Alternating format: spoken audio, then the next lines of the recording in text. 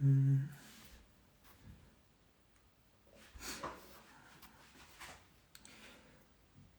a ver.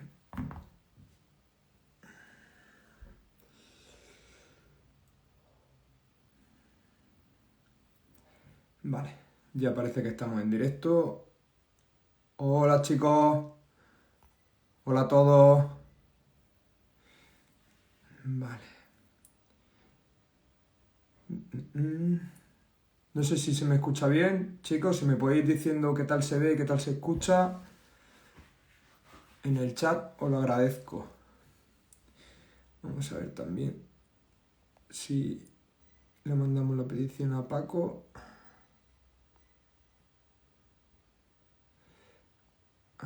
Hola chicos, muy buenas a todos, muy buenas. Aquí está Paco. Muy Paco, ¿me buenas, escuchas? señor. Te escucho perfectamente. Estupendo. Joder, qué bien, macho. Vamos en hora como el telediario. Bueno, Paco, ¿Qué pasa, tío? ¿Qué tal? pues muy bien, la verdad, disfrutando de la tarde de domingo ya organizando las cosas para el lunes, para mañana. Y nada, muy bien, tío, encantado de echar un ratillo contigo, que hace que no te veo desde que viniste a Granada con Con Álvaro. Álvaro Eso y es. demás, y con ganas de charlar contigo un ratillo, que sé que has tenido que hacer ahí malabares para poder Es cuadrar agenda. claro, tío, tú darte cuenta que una vez que tiene un niño ya eso es lo que venga, te lo gestiona como pueda y ya está. Pero hemos sacado juego. Además que me apetecía, ya te digo, Ay, porque hacía tiempo que no nos veíamos y hombre, creo que puede ser una charla interesante. sí, vamos, yo creo que sí. Además también hoy justo, que como ha ganado Nadal y demás, no tenía pensado hablar de eso, pero digo, mira, vamos a aprovechar, ya que estás tú aquí, que eres podólogo, que eres fisio y demás, al final si quieres comentamos un poquillo su caso, que seguro que nos puedes un poco orientar, ¿no? Con todo lo que está pasando y con todo lo que se está hablando. Pero bueno, antes de nada, para aquellos que no conozcáis a Paco, los pocos que no lo conozcáis, Paco es fisio, también es podólogo, trabaja en Sevilla y lleva bastante tiempo divulgando en redes. Yo la verdad que es de los pocos podólogos que sigo en redes porque como compagina esa doble figura me parece muy interesante esa visión que tiene. Y Paco, me gustaría un poco empezar que nos contase cómo compaginas tú esa figura de fisio, podólogo, qué semejanza encuentras entre una y otra, las diferencias, un poquillo cómo lo llevas todo esto. Eh, pues a ver, tío, esa parte la verdad es que yo desde que hice la carrera, porque yo siempre que me hacen esta pregunta, yo lo digo, ¿no? Yo quería hacer fisioterapia, ¿no? Yo tenía mi idea de la fisioterapia porque yo he jugado a fútbol cuando era joven en categorías andaluzas y tal, o sea que Sí. había un cierto nivel y yo me lesionaba mucho, ¿no? Sobre todo miembros inferiores, entonces yo fui mucho al fisioterapeuta por aquel entonces y me gustó siempre esa figura, esa relación que había, ¿no? Con el deportista y tal, me molaba mucho, ¿no? Y yo quería hacer solamente fisioterapia, pero cuando llegué a la universidad mi padre me dijo, oye, tenemos la opción de poder hacer la fisioterapia con podología. Y yo dije, mira, no me hace mucha gracia porque a mí eso de los Sí. pies y tal no me atrae, ¿no? Pero al final, como todo niño de 17 años, 18, al final hace caso a sus padres, ¿no? Y yo hice, ¿no? La doble diplomatura y desde entonces empecé a cogerle un cariño a la podología que yo no lo esperaba. Sobre todo porque me abrió un camino a nivel mental, sobre todo algo más integral, ¿no? Sí. Por aquel entonces, toda esa integralidad estaba basada en la biomecánica, ¿no? Cosa que ahora ha cambiado mucho. Pero bueno, de todas formas, no se centraba solamente en lo que es dolor o lesión específico local de un tejido, ¿no? Como se hacía en fisioterapia, ¿no? Que era valoración, diagnóstico y tratamiento local como tal, sino que me dio un poco esa visión más integral, biomecánica, adaptaciones y por ahí me empezó a gustar mucho esa parte, ¿no?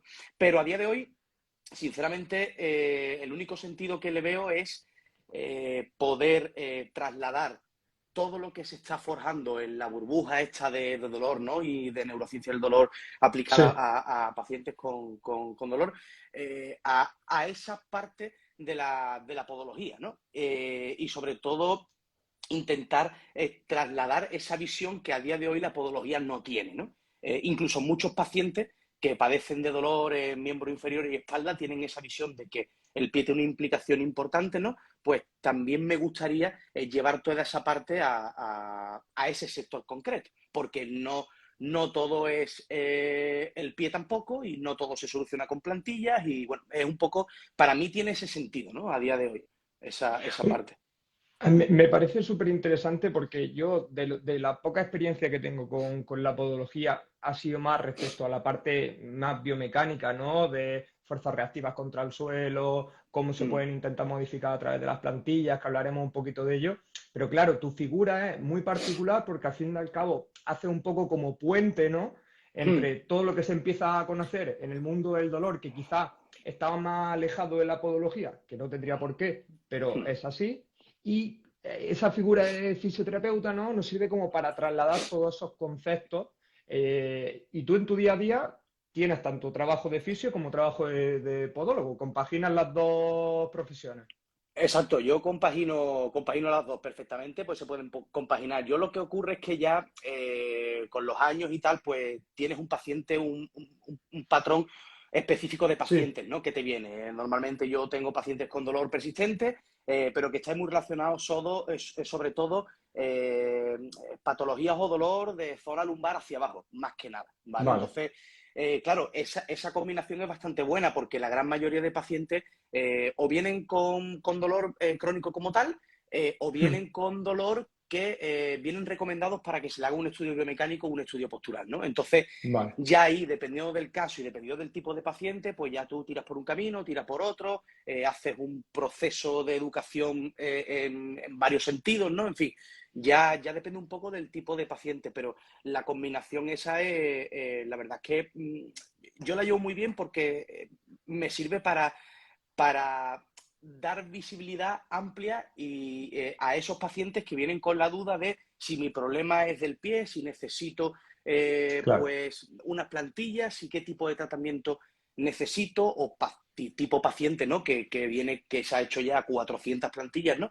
Y me viene, oye, es que tú pues haces unas plantillas que tal y que cual, y bueno, pues da un poco de clarividencia, ¿no? También en ese aspecto, ¿no? Entonces yo sí que llevo conjuntamente ambas profesiones, ¿no? Por decirlo de alguna manera, porque se complementan muy bien. Al final mis estudios de valoración inicial van un poco enfocados a todo, ¿no? A lo que se hace un estudio biomecánico postural y luego ya pues toda la parte de historia clínica que es referente al paciente, ¿no? Enfocado al paciente con Sí. dolor, pues lo que se hace en fisioterapia, ¿no? Básicamente. Entonces yo lo mezclo un Y poco todo. una pregunta, Paco. Sí, Esto al final habla la ignorancia. Dentro de la podología, sí. ¿qué rol tiene el paciente? ¿Siempre es un rol pasivo? ¿No? ¿Es algo que se ha ido extendiendo? Pues se hace ejercicio en la podología. ¿Cómo está la cosa ahí? Porque con la fisioterapia sí que ha ido cambiando, pero ¿cómo está la Sí. cosa en la podología? La fisioterapia a día de hoy creo que está a años luz de la podología. La podología, el rol que hay es de médico-paciente, Vale, básicamente, ¿vale? Y sobre todo es pasivo, ¿vale? El paciente desempeña un papel pasivo y, y todo va enfocado igualmente que hace 50 años, ¿no? A tratamiento, valoraciones del tipo biomecánico, porque se piensa que si hay dolor, tiene que haber un desajuste biomecánico en el sí. posicionamiento, en la dinámica de trabajo y tal, que eso al final de la repercusión, ¿no? La respuesta de dolor. Entonces todo va enfocado ahí, a cambiar un poco el tipo de trabajo en dinámica para que haya cambios significativos en cuanto al dolor. Pero claro, yo que tengo la suerte de estar en esa burbuja de la fisioterapia, Claro. ahí es donde tengo esa posibilidad de cambio, ¿no? En lo que es el ámbito de la podología. Pero la podología Y sigue un camino bueno, pues totalmente biomédico, ¿no? Vale, vale. ¿Y con a tipo de que vaya a cambiar o todavía no? Porque sí que es verdad que, por ejemplo, en la fisioterapia hasta no hace demasiado estábamos así, pero ya Mm, se empezaba a ver, ¿no? Ya se empezaban a ver cositas, empezaban a verse mm. artículos, libros y demás. ¿En la podología está pasando lo mismo o todavía crees que se necesitan bastantes años para empezar a ver cambios en ese rol pasivo hacia activo del paciente? Sí, yo creo porque creo que hace falta tiempo y personas que cambien su área, ¿no? O lo que te he dicho anteriormente, ¿no? Que Sí, trasladen un poco la idea a ese sector o a ese servicio, porque ya te digo, a día de hoy todo se basa en quién es el mejor o el referente haciendo plantilla, quién es el mejor haciendo cirugía, que va todo un poco con ese tipo de ego profesional, ¿no? sí, Que en fisioterapia, aunque lo haya, pero hay mucho más conocimiento actual de lo que es sí, el método científico, cosa que en sí. podología todo se basa o se está basando también cada vez con el paso del tiempo en quién tiene las herramientas mejores para Sí, más tratamiento. modernas, ¿no? Claro. Exacto, ¿no? Lo que hace unos años en fisioterapia era la Sí, fisioterapia sí, sí, avanzada, sí. ¿no? En, Sí, pues en podología ahora va un poco así. Vamos años por detrás en ese vale. aspecto. Pero bueno, la idea un poco es intentar ir cambiando ese aspecto, ¿no? Porque creo que al final la podología tiene un papel fundamental en el servicio de la salud Totalmente. y creo que no se enfoca o no se está enfocando de la manera eh, más contemporánea, ¿no? Y más actual, que creo que ese es el problema. Hombre, es una parte importante porque siempre hablamos, ¿no? Y siempre se pone como eslogan lo de los trabajos multidisciplinares o los equipos, ¿no? Con diferentes profesionales. Pero claro, como tú bien dices, si realmente tu modelo teórico, en base a lo que tú tomas decisiones, es distinto, ¿no? Si sigues todavía anclado a ese modelo biomédico, dificulta mucho que realmente tú puedas trabajar con un fisioterapeuta que base toda su intervención en un modelo biopsicosocial.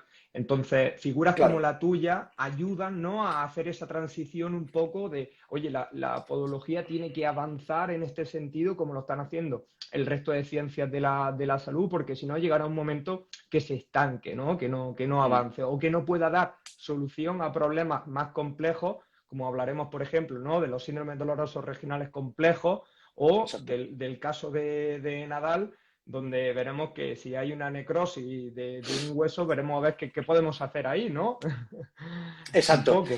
Es que el tema es que para entender toda la parte multidisciplinar, yo creo que es interesante mantener el rol de la especificidad, ¿no? En cada sector Sí, o en cada servicio, porque eso nos hace al final genuinos a cada uno, ¿no? En su ambiente. Pero sí es verdad que al final tú tienes que tener, como tú bien dices, un cuadro o un marco teórico, ¿no? De ideas que sea común.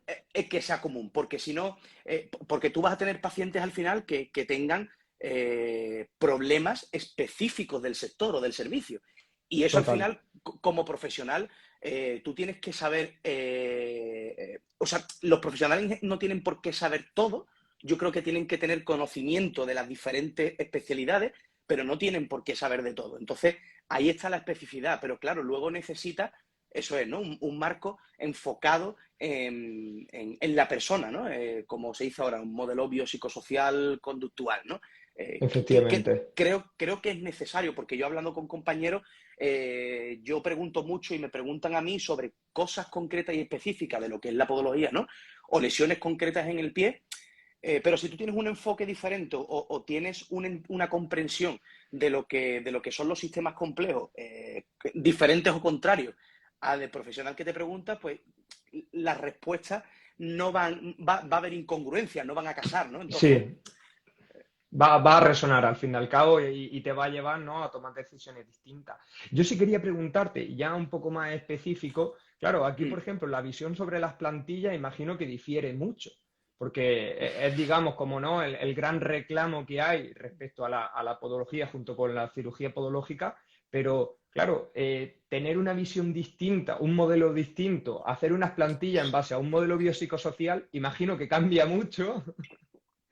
respecto al planteamiento de un modelo biomédico, aunque después los materiales sean exactamente los mismos, incluso las Sí. herramientas sean las mismas, pero el planteamiento de cuáles son tus objetivos o qué espera el paciente o cómo le explico qué es lo que va a cambiar, eso sí cambia. ¿Ahí qué nos puedes contar respecto a las plantillas?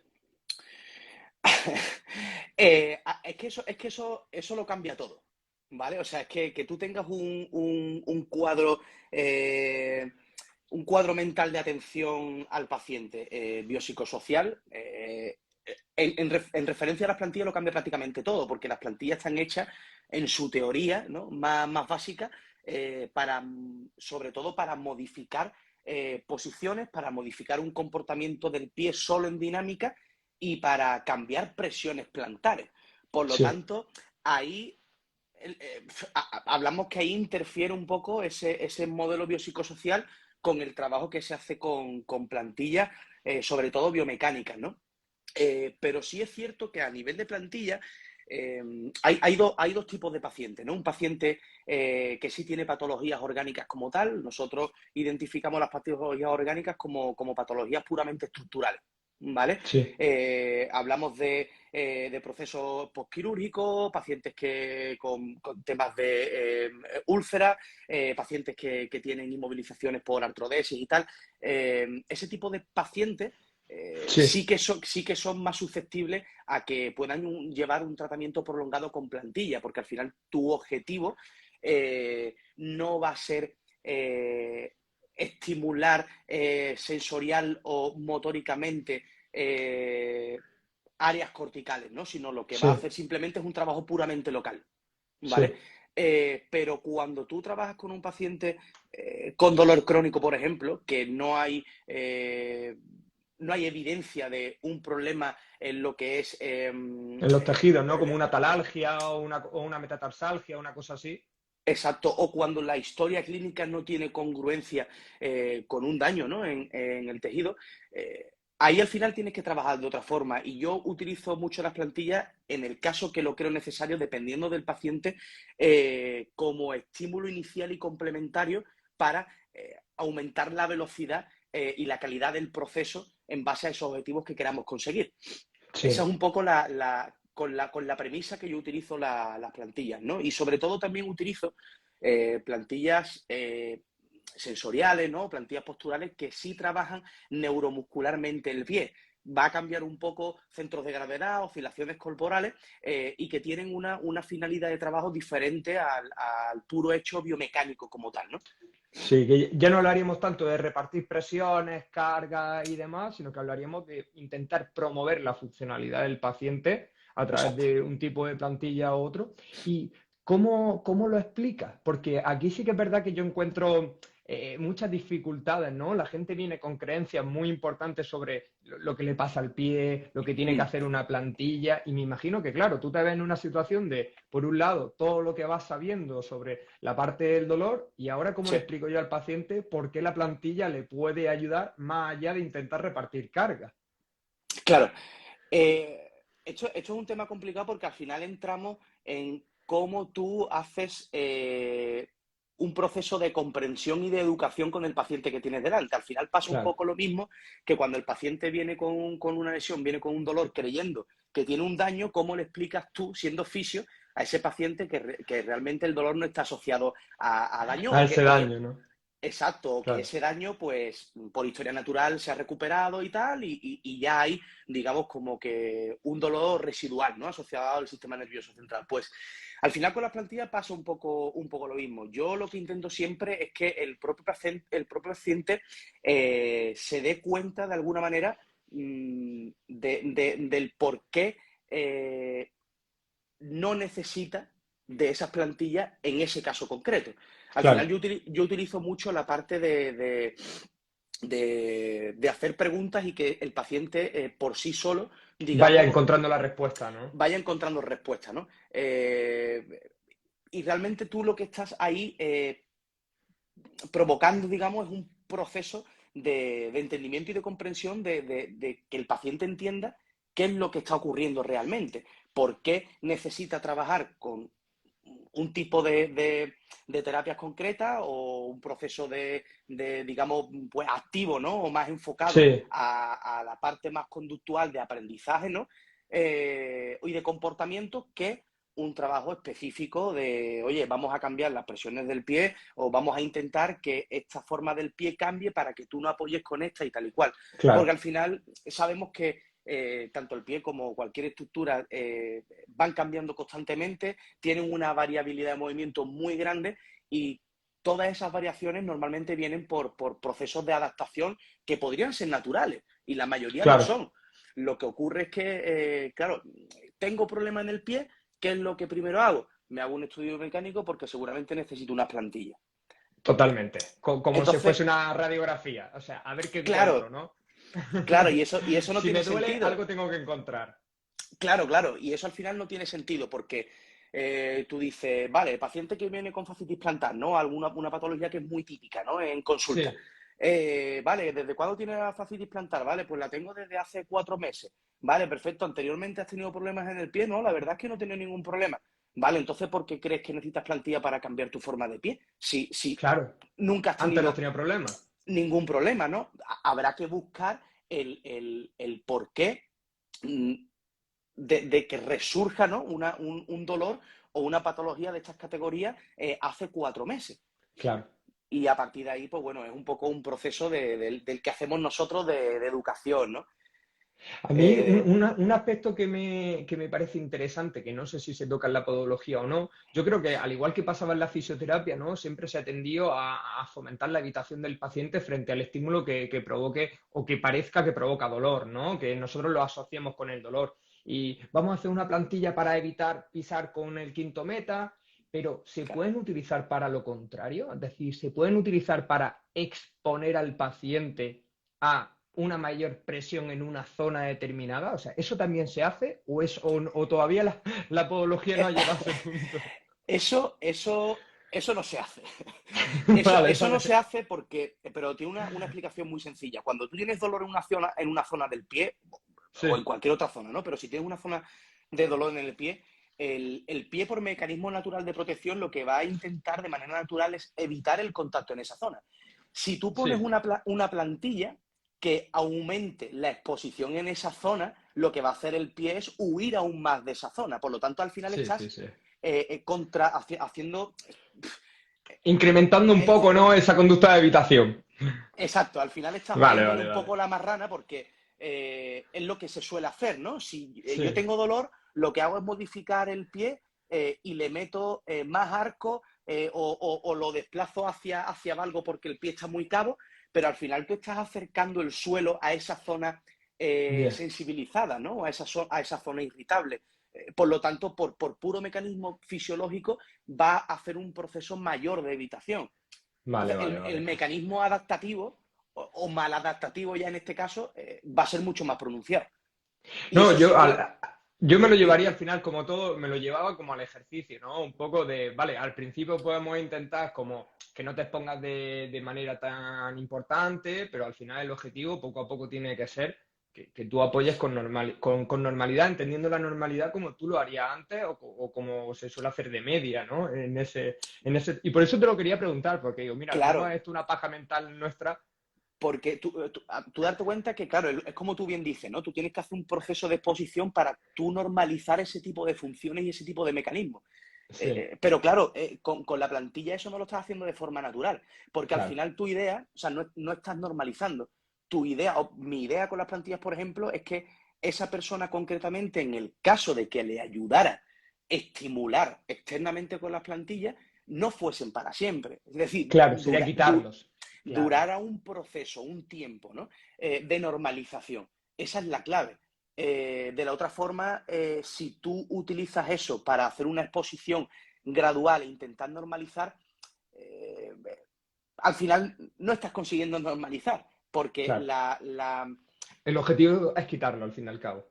claro, porque tú darte cuenta que el cerebro, el sistema no tiene integrada la plantilla, por lo tanto Claro, tú estás metiéndole, o sea, el sistema no reconoce la plantilla como tal, por lo tanto al claro. final vas a tener que hacer una reorganización del sistema porque tiene que adaptarse al nuevo estímulo. A Si ese ese nuevo estímulo, implemento. si ese estímulo no es el adecuado, pues no vas a hacer una reorganización correcta, tanto a nivel de áreas somatosensoriales como a nivel de áreas corticales, motoras primarias, en fin, toda esa historia, ¿no? Vale. Es mucho más complejo, aunque hablemos de plantilla como algo simple, ¿no? Y simplemente Simple, de presiones, pero realmente es más complejo porque el sistema lo que totalmente, hace es aprender de prácticamente todo en cada momento y constantemente está cambiando. Entonces, totalmente. es muy importante cuándo eliges los estímulos, ya no tanto el qué, sino cuándo los eliges, en qué momento, Total. ¿sabes? Claro, y cuando lo vas quitando y cuando lo... Sí, yo creo que el Claro, cuándo es una variable fundamental en todo, ¿eh? Prácticamente en todo. es Oye, que Paco, Dime. una pregunta. Dejando el tema de las plantillas, ya aprovechando ya que estamos contigo y demás, vamos a hablar sobre el tema de los famosos separadores de dedos, que me imagino que en estos últimos años te habrán llegado casos y casos de gente Sí, que se ha hecho los propios suyos caseros o que se ha comprado los típicos de Amazon o AliExpress. sí. ¿Qué nos puedes contar de ello? ¿Se sabe, o sea, se ha estudiado científicamente? ¿Es algo que no se ha estudiado?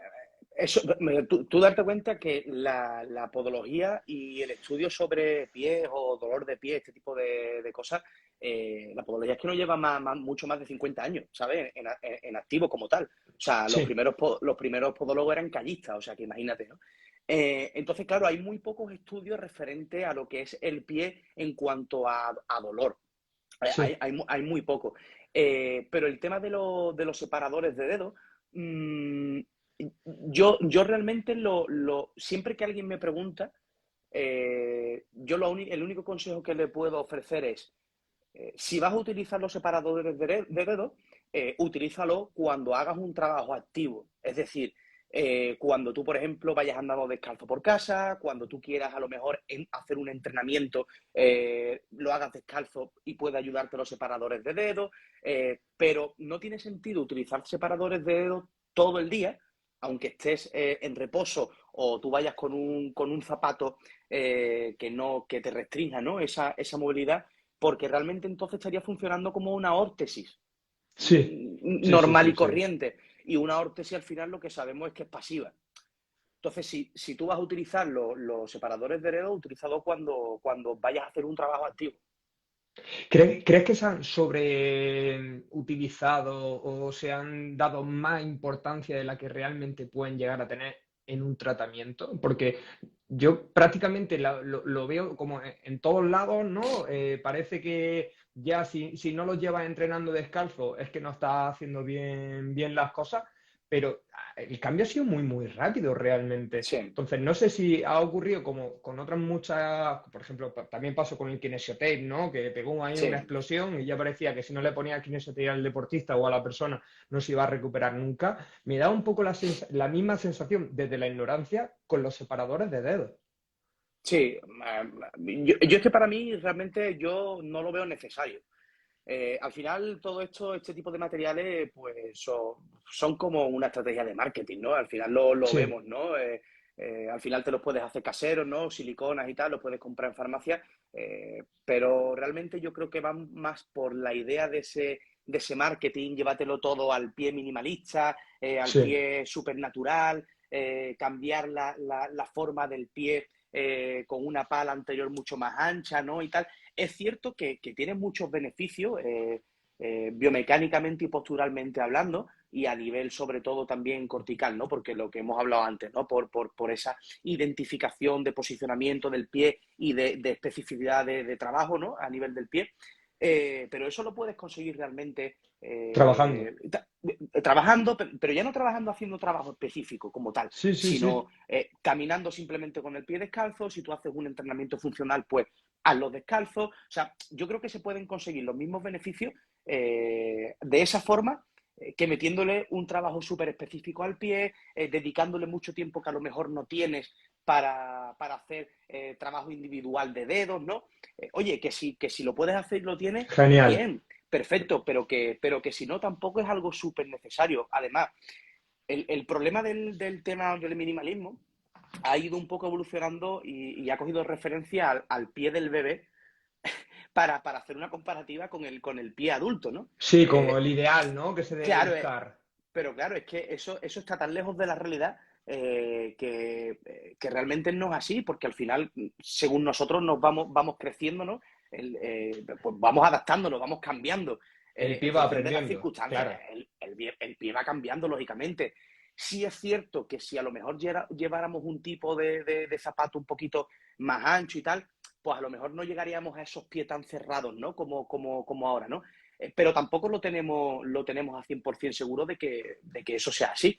Porque al final Claro, ni que eso realmente después vaya a tener un traslado hacia que haya menos gente con dolor en los pies de diferentes formas, de diferentes tipos, de diferentes presentaciones. para Sí, nada, sí, porque sí. yo por ejemplo, vamos, veo a diario, ¿no? Pacientes que tienen pies súper planos, ¿no? Y no tienen dolor. Claro. Y gente, personas que tienen pies completamente normales y tienen mucho dolor, ¿no? Entonces, Es bueno, curioso que pies la normales. podología pasa, o sea, pasa por los mismos problemas que la fisioterapia, ¿no? Al final, cualquier solución reduccionista, o sea, si tú reduces todos los problemas del pie a que hay que el primer dedo está un poquito mirando hacia adentro o que está un poco abducido y demás, no deja de ser un modelo de reduccionista. O sea, hace poco Total. un fisioamericano hablaba, ¿no? Con esto de que los mejores deportistas, muchos de ellos tienen los dedos, o sea, el primer dedo completamente aducido. Ponía el ejemplo, ¿no? De LeBron James y de algunos jugadores, de al final es una variable más en el conjunto de las miles de variables que pueden influir sobre el dolor, sobre el rendimiento deportivo. Entonces, intentar centrar todo tu tiempo, como tú bien dices, en hacer 4 ejercicios específicos o solamente ponerte el separador, no deja de ser como un parchecito frente a un problema mucho más importante o mucho más complejo. Claro. Y al final es que tú estás basándolo todo en el principio de especificidad. Entonces, o sea, lo importante al final de todo esto es entender cuál es el objetivo, ¿no? Claro, Porque si tú tienes un objetivo de correr, tienes un objetivo de ser mejor jugando al baloncesto, es cierto que si tú hay cosas que trabajas específicamente, pueden ser un punto más o medio punto claro, más, pero eso no va a hacer que te dé un rendimiento súper importante en el total, objetivo final. Y al final total. siempre nos caracterizamos por coger la lupa, ¿no? Y Sí, mirar qué cosa específica pensamos que nos puede dar el salto, ¿no? Hacia, no sé, hacia esa explosividad, ¿no? Hacia lo que queremos conseguir. Y totalmente. realmente te das cuenta que no tiene sentido, ¿no? Nosotros lo vemos con pacientes con dolor, lo hemos visto en la evolución, ¿no? De la fisioterapia en estos años, bueno, al final hemos ido pasando de cosas excesivamente específicas y de enfocar todo local, a que al final te des cuenta que la integridad, ¿no?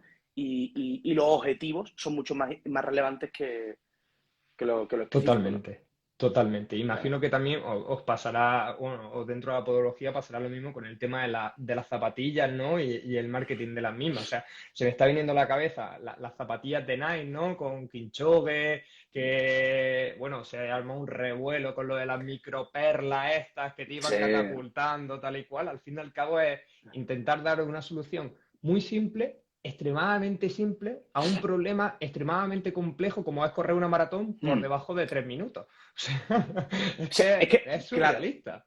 es que de hecho, creo que le quitaron la marca que hizo, ¿no? Con estas zapatillas. Me Yo parece, no creo sé que si se sí. la quitaron o hubo ahí una movida que yo creo que al final no se la validaron o algo así, ¿no? Pero es lo que tú dices. Y si te fijas, en ese caso concreto, cuando tú ves una carrera, ¿no? De maratón, cuando tú ves a los cabezas de serie, es que ninguno tiene una dinámica perfecta e No, ideal. no, total. Ninguno, la mayoría pronan muchísimo, las rodillas en Sí, sí, valgo, sí, sí. y tú dices, tío, son personas que hacen el kilómetro a 3 minutos, tres y pico, pero es que hacen eso de media en En 42 40. kilómetros. Y tú dices, verdaderamente el que tú tengas un dedo un poquito más para acá, un poquito más para allá, o tengas unos grados de valgo de pie, mmm, ¿Va a cambiar tanto? está claro Claro, que no cambia, ¿no? Porque hay otras claro, claro. variables que son mucho más importantes, ¿no? Otra Totalmente. cosa, otra cosa es que, ¿qué es lo que sucede, ¿no? Que al final es lo que hablamos, ¿no? Que tú empieces a tener dolor o tengas problemas y tú vayas directamente a la causa de, es que tiene un pie plano. Claro, Entonces ahí es donde está el fallo, porque ya no es que tú solamente te equivoques en el diagnóstico o no hagas una buena valoración y digas que el problema es del pie plano. Es que al final, ¿qué repercusión le acarreas a la persona cuando tú le das ese tipo de diagnóstico? Claro. Eso a la persona ya le lleva pues a todo lo que conocemos hoy a día de hoy, ¿no? Eso Al es una de las claves. catastrofismo, sí, sí, sí, sí, sí, claro, que ya no puede cambiar nada, es que su pie es plano, es que si necesita la plantilla, es que Eh, si tal, si cual, al fin y al cabo lo que te lleva es que la persona tenga un rol pasivo dentro del tratamiento y no pueda ayudarse a sí misma, ¿no? Y que el dolor es un poco incontrolable, porque claro, si tu pie es plano, pues ahora ¿qué vas a hacer? Pero eso pasa como en todo, ¿no? Sí, Es que sí, sí, tengo, sí, tengo una sí, rectificación lumbar, es que tengo escoliosis, pues, total. es que el pie no se diferencia en nada, o sea, prácticamente en nada, con el resto de Sí, estructuras sí, de estructura. o de segmentos, ¿no? Lo que pasa que esa diferenciación de el pie, la podología y el resto del cuerpo se ha hecho muy evidente en estos años, ¿no? Pero realmente, yo siempre lo digo, o sea, es que estamos hablando de un sistema y todo se comporta de la misma manera, ¿no? O sea, Total. Es mucho más importante, como bien dices, ¿no? Atender esa integridad de todos los sistemas, más que únicamente estar siempre con la lupita, ¿no? Ya ves quién tiene la lupa con más zoom, ya ves quién puede mirar un poquito más, más dentro. Bueno, exacto. pues vamos a ir, Paco, cambiando. Bueno, saludamos a Álvaro que está por aquí también, el tío conectado. Vamos a ir Están hablando. troleando, tío. Vamos a ir hablando de un tema que yo creo que a Álvaro también le interesa porque hablamos alguna vez de ello, y es el tema del SUDEC, de los síndromes dolorosos regionales complejos. Al final le ponemos mil nombres distintos, ninguno de ellos muy halagüeño, la verdad, muy positivo, ninguno de los nombres.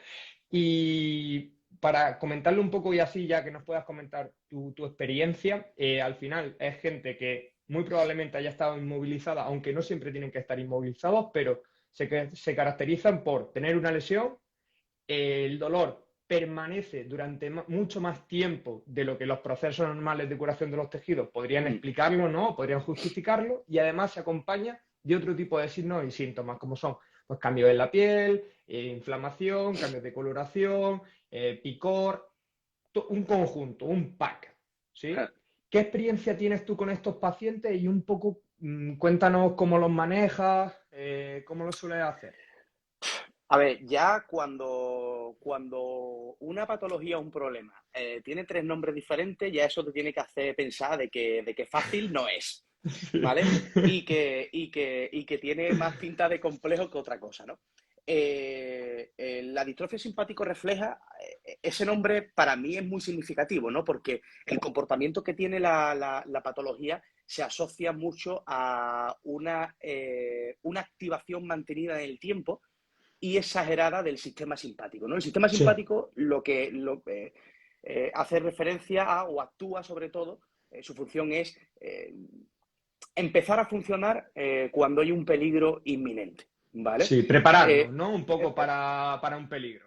exacto, prepararnos y poner en funcionamiento todos los sistemas orgánicos como tal, circulatorio, respiratorio, hepático, ¿no? Sí. Entonces, a nivel de etiopatogenia del SUDEP, no está clara, porque al principio se pensaba que era por una compresión, ¿no? de lo que del, de la férula, ¿no? Que te ponían, ¿no? El vendaje, pero parece ser que hay una relación mayor con la magnitud del trauma, es decir, la magnitud de la lesión, Sí. y sobre todo con el periodo de inmovilización de la misma, ¿vale? Eso es lo Mm. que a día de hoy más o menos se tiene más claro, ¿vale? O más en cuenta. ¿Qué es lo que ocurre? Que al final esa lesión, que normalmente suele estar precedida por un trauma previo, el sistema nervioso parece que genera una respuesta exagerada de todo ese proceso y mecanismos proinflamatorios, pero con una integración con el sistema simpático, que al final es el que genera los signos y síntomas que son visibles, que Sí, que luego, no solamente el dolor, sino que pone en marcha todas las alarmas que, corporales, ¿no? exacto, a nivel orgánico, porque la diferencia al final con un dolor persistente es que en el dolor persistente sí sabemos que está asociado, ¿no? A ese procesamiento, ¿no? Del cerebro ante esas situaciones, ¿no? Predictivas de memoria y tal, pero en el SUDE es un comportamiento similar, lo que pasa es que hay un componente súper importante del sistema simpático. El sistema simpático se mantiene durante todo el tiempo activo, cuando en realidad, cuando tú llevas ya ese periodo de historia natural en el que el mecanismo debería de ir poco a Bajando, poco ¿no? bajando, es decir, Disminuyendo. exacto, es decir, activando el sistema parasimpático, que sería el contrario, ¿no? El que devuelve a la calma, ¿no? El sistema simpático se mantiene activo todo Siempre el activa. tiempo. Exacto. Y al final está también trabajando a la vez con ese proceso de excitabilidad cortical, ¿no? Claro, entonces al final tenemos componentes del sistema nervioso y tenemos componentes puramente biológicos del sistema simpático. Por eso al final tiene todas las características de De un un dolor dolor persistente. persistente, pero tiene signos y síntomas visibles de daño local. Claro. De hecho también en el proceso de inmovilización parece ser que hay una vasoconstricción intermitente de los vasos de la zona y eso hace que lleve un proceso de mayor irritación y por lo tanto mayor inflamación. Por lo tanto, ahí hay cosas y factores biológicos que también están jugando un papel importante en ese ¿Y proceso. cómo lo suele manejar este tipo de pacientes? Porque normalmente son pacientes que, claro, ellos, vamos a poner un caso, ¿no? Una persona que ha sufrido una fractura de tobillo, no hace falta intervenirla quirúrgicamente, se le pone su yeso, pasa 8 semanas o 12 semanas con el yeso y cuando en principio ya debería de ir mejorando, no ocurre eso. Todo lo contrario, es decir, está con mucha inflamación, mucho dolor, cambios tróficos, ¿no? Ahí, como nos dice también Álvaro, al final todo su sistema intenta seguir protegiendo la zona de la fractura, a pesar de que ya los procesos de consolidación ya se han dado. Con ese paciente, ¿qué suele hacer? Pues al final con ese paciente, yo lo que sigo es un proceso normal, o sea, de normalización. Sí, Es exactamente igual que cuando un paciente tiene dolor persistente. O sea, al final es lo mismo. ¿Qué es lo que ocurre? Que tú vas a tener que gestionar. Bueno, para empezar, la explicación de todo esto es es fundamental. importante. Es muy importante porque el paciente cuando percibe signos y síntomas visibles, eso aumenta el nivel de catastrofismo una barbaridad. Por lo tanto, tú tienes que explicarle de alguna manera que son procesos normales y que hay que regularlos con el tiempo. Claro, Ahí sí el paciente lo entiende un poco mejor porque percibe que realmente es algo que no está en su cabeza, ¿no? Que lo está viendo literalmente, ¿no? total. Entonces puede tener un poquito de más sentido que comprenda más fácil la situación. Y a partir de ahí, seguir un protocolo de trabajo normal de proceso de dolor persistente. Lo único que hay que estar muy pendiente de signos y síntomas justo después de hacer los trabajos o de hacer 24 horas, ¿no? Pero al final, los trabajos más importantes que yo llevo a cabo con estos pacientes son todos trabajos de reorganización cortical. Es decir, Sí, tú bien sabes, ¿no? Los que tú promueves, ¿no? Continuamente, ¿no? Que son trabajos en periodos de inmovilización o justo posterior a inmovilización, porque es todo a nivel de reorganización somatosensorial, de vuelta al trabajo de la actividad motora, porque todo eso al final se va desvaneciendo poco a poco con ese proceso de inmovilización. claro. Si tú no consigues devolver la actividad, no consigues que el sistema vuelva a reconocer esas estructuras o esas partes, no consigues que se active de una manera normal toda la parte motora, ¿no? Que es la que al final endocrinamente va a generar factores de proceso de desinflamación Que es importantísimo. a nivel medular. Volvemos a lo mismo, ¿no? El sistema simpático. Si tú no consigues normalizar eso, no va a cambiar. De hecho, los sistemas regionales complejos, si no se gestionan bien, pueden aumentar el segmento de afectación. No Claro, solamente se quedan a y nivel va local. aumentando. Exacto. Sí, Pueden ir a yo más. tuve una paciente que, bueno, empezó con el tema después de una fractura de muñeca y yo he sido lo más heavy que he visto en mi vida porque, o sea, la mano se le quedó, no sé si habéis visto las momias en los museos, con la piel acartonada, marrón, se le veían todos los huesitos, y era al principio la mano, pero poco a poco iba extendiéndose por el antebrazo. Y como bien dice, al fin y al cabo, lo que Mm, se ve es que el sistema cree que es importantísimo defender esa zona a toda costa, ¿no? exacto. Con todas las herramientas que tiene, entre ellas, por supuesto, la persistencia del dolor, pero también la inflamación, los cambios Sí, tróficos y demás. exacto. Y como no se empiece a devolver esa normalidad, ¿no? A reconocer esa parte como propia, con todos esos cambios corticales, eso sigue avanzando al fin y al cabo. Claro, porque lo que no sabemos realmente es por qué el sistema genera una respuesta tan exagerada. Porque, Totalmente. porque sí sabemos que a mayor nivel de amenaza, mayor capacidad de poder percibir, ¿no? Esa sensación de dolor, ¿no? Mayor respuesta de dolor. Pero claro, la lleva a un nivel tan exagerado que es que está activando procesos biológicos de una manera muy, muy exagerada, ¿no? Muy exacerbada. Sí. Por eso esos signos y síntomas, las uñas, por ejemplo, también se desquebrajan, ¿no? Se van desvaneciendo. O sea, que estamos hablando de que son procesos bastante heavy que si no se controlan y se gestionan bien, pueden ser preocupantes oye, yo tengo conocimiento, ¿no? De personas que han tenido que realizarse amputaciones, ¿no? Por Madre eso, mía. ¿no? Entonces, Yo, en ese aspecto, creo que una parte importantísima y que quizá ayudaría mucho es en la prevención. Es decir, cuando una persona se la va a inmovilizar, yo de verdad estoy cansado un poco de ser tan pesado con esto, ¿no? Pero, o sea, cuando una persona se la inmoviliza, tiene que ser consciente de los riesgos que sufre.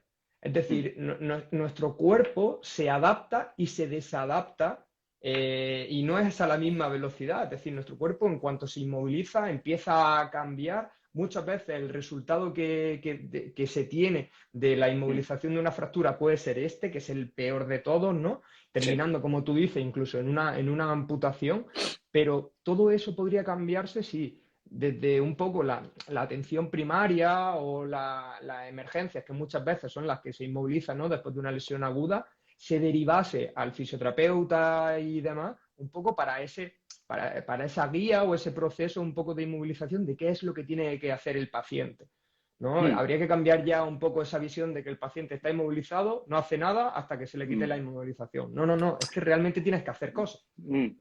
Cada vez yo creo que hay más conciencia de ello, ¿no? Porque al final una inmovilización genera tanta incapacidad en las personas Sí. que esa propia incapacidad y el no poder hacer las cosas que tienes que hacer, porque no te puedes permitir no hacerlas, llevan a decir, oye, pues vamos a intentar empezar a mover esto, vamos a quitar lo que nos han puesto, ¿no? Y vamos a moverlo. Yo creo que ya se está haciendo mucho más consciente, ¿no? Pero sí es cierto que eso es un trabajo que es competencia nuestra completamente. O sea, no hay, ¿no? Otro profesional sanitario que se pueda dedicar mejor a este tipo de patología Yo que también lo nosotros, ¿no? creo, yo también lo creo. Y es más, o sea, muchas veces con el tema de las inmovilizaciones y demás, creo que no somos conscientes de los riesgos que se corren. Entonces, creo que tendría que ser persona que se la inmovilizaciona, que se le inmoviliza, persona que se deriva, pero instantáneo, ¿sabes? Pum, pum, las Instantáneo. dos cosas. Porque muchas veces el mantener una inmovilización que no es adecuada o el no hacer nada durante la inmovilización genera tantos problemas a largo plazo que de verdad, si hiciésemos una balanza Hmm. coste-beneficio, o sea, se le podría ayudar muchísimo a todas esas personas. Es que tú darte cuenta que realmente biológicamente te cargas el sistema. O sea, ya no estamos hablando solamente de la parte más neural, ¿no? Del sistema Sí, nervioso. Es que estamos hablando de que hay funciones orgánicas que se comprometen muchísimo, ¿no? Funciones hepáticas, funciones renales, funciones vasculares, ¿no? El torrente sanguíneo, cuánta cantidad de neurotransmisores o de factores de proceso inflamatorio hay en el corriente sanguíneo cuando pasan este claro, tipo de cosas, mantenido en el total. tiempo, imagínate, ¿no?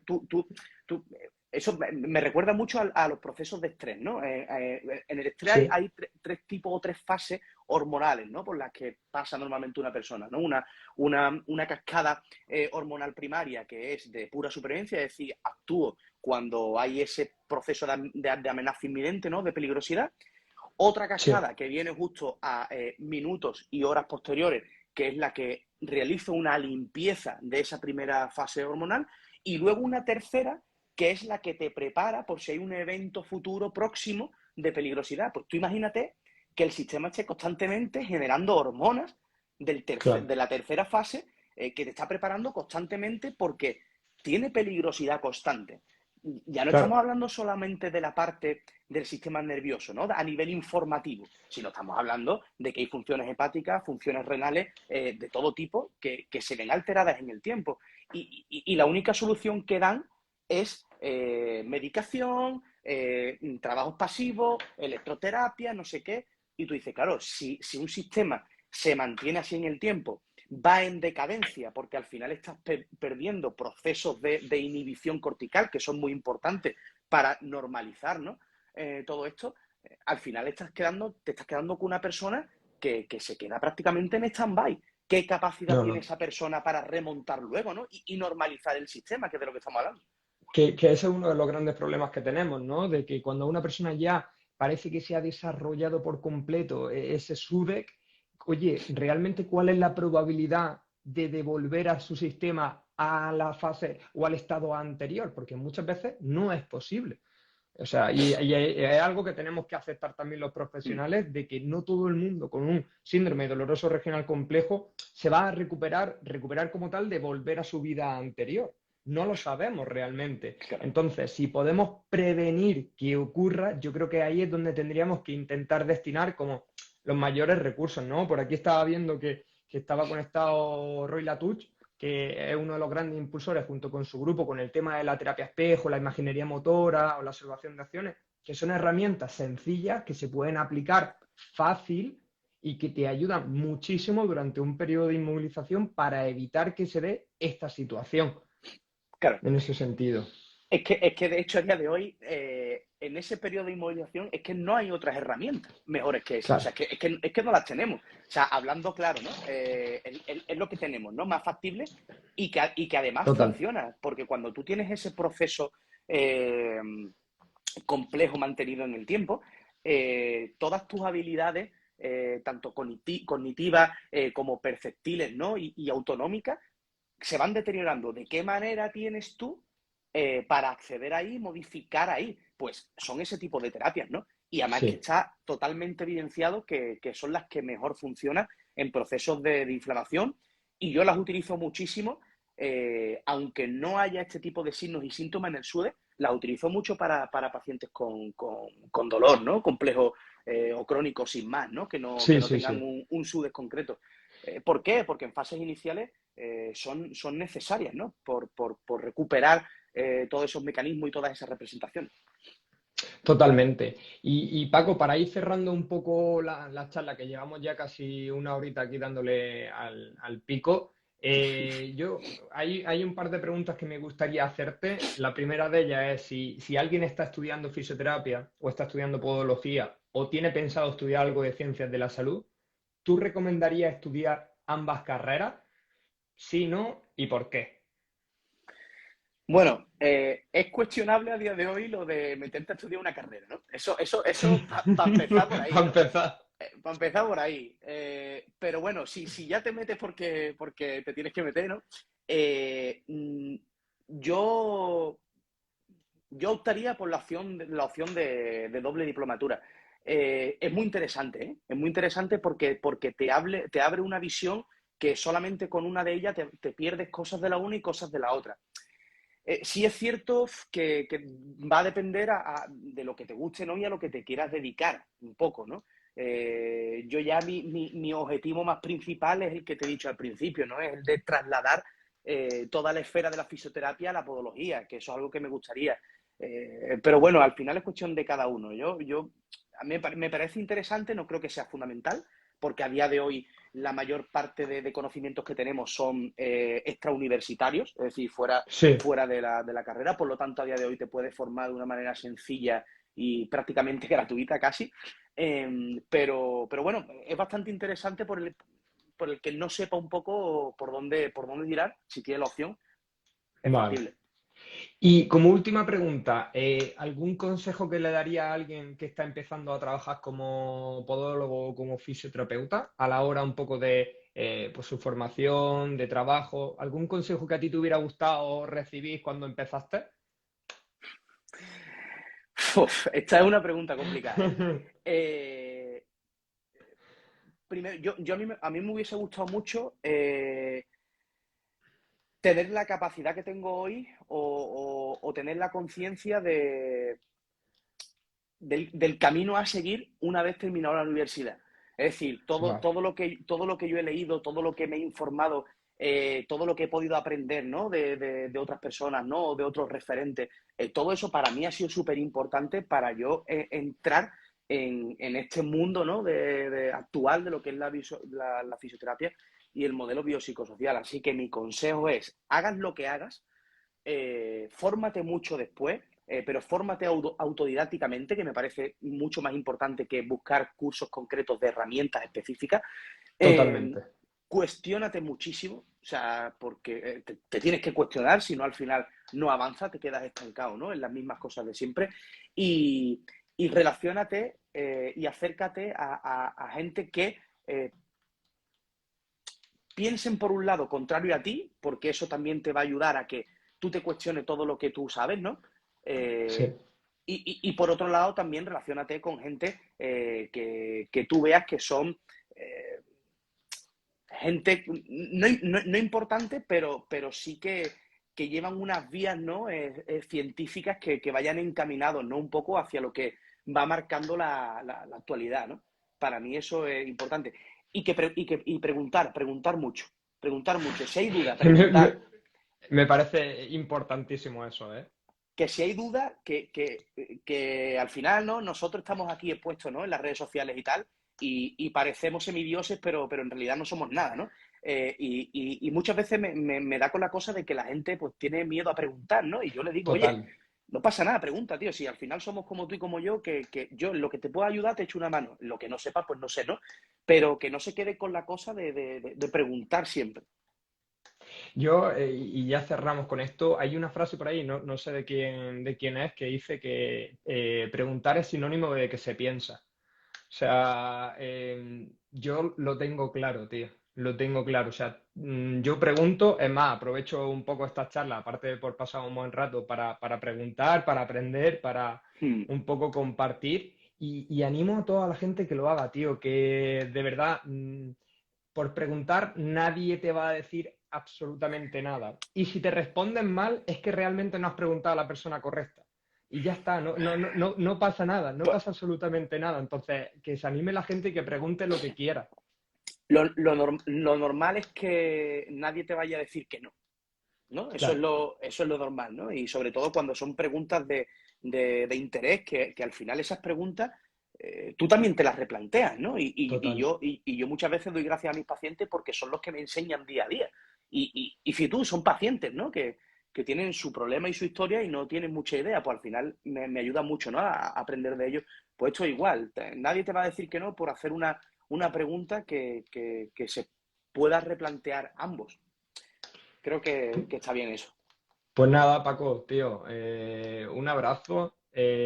Muchísimas gracias por invertir esta horita que hemos estado hablando y por supuesto también a la gente que nos ha estado viendo y que nos está viendo. Y nada, deciros bueno, que Paco es un fenómeno, que lo sigáis todos por redes y estaremos atentos a todo lo que va publicando. De verdad te lo digo, tío. Un abrazo, ¿eh? Pues muy bien, Dani. Muchas gracias, tío. La verdad es que me alegro de volverte a ver, de haber hablado contigo. Este ratito está súper bien invertido. Y, coño, a ver si hacemos cosas de estas más a menudo, ¿no? Y también desdigitalizamos, ¿no? La historia esta, ¿no? Total. Yo tengo que decirte que el fin de semana que viene estoy en Sevilla. Se lo dije a Álvaro. Lo que pasa es que me ha dicho que se iba para la playa. Y Ah, le claro. dije, haces bien. Le dije, haces Claro. bien. Porque Sevilla en Nosotros, junio no tiene pinta de... nosotros que ya en esta época nos vamos para la playa, tío. Yo realmente soy de Jerez y entonces yo me voy para allá. Y allí pasamos los fines de semana, pues está la playita cerca y tal. Entonces, la mayoría nos vamos para allá. Y en Sevilla, sobre todo, pues entre semanas es cuando más Claro. estamos por el tema de la clínica y tal. Pero luego Bueno, de todas los fines sí formas, nos vamos. nos organizaremos para volver a vernos, ¿vale? Y nada, y haremos otra charla de estas, ¿vale? Perfecto, Dani, tío. Muchísimas gracias y muchas Venga, gracias a todos los que se han pasado por aquí. un abrazo a todos, chicos, un abrazo, Paco. Venga, un abrazo, Dani.